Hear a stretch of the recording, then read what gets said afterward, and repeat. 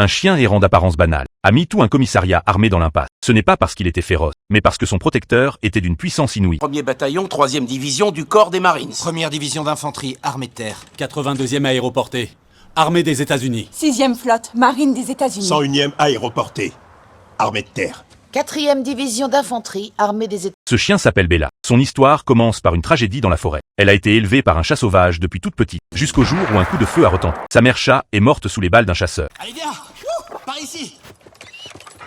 Je le vois, vas-y.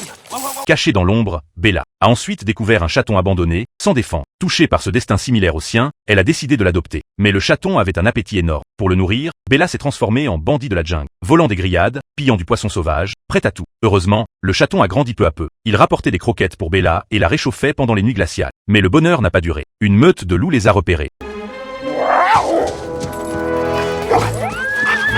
Bella a protégé le chaton en courant à toute vitesse, mais ils se sont retrouvés coincés dans une impasse. Désespérée, Bella n'a eu d'autre choix que d'aboyer furieusement face au loup. Au moment critique, un passant est arrivé et a fait fuir la meute. Mais le chaton a aussi pris peur et s'est enfui. Bella est restée, espérant que le passant l'aide à retrouver sa famille. Le passant s'apprêtait à appeler le propriétaire selon le numéro sur la médaille. Soudain, un bruit étrange a retenti dans les bois à côté. La lampe torche a éclairé la source du bruit.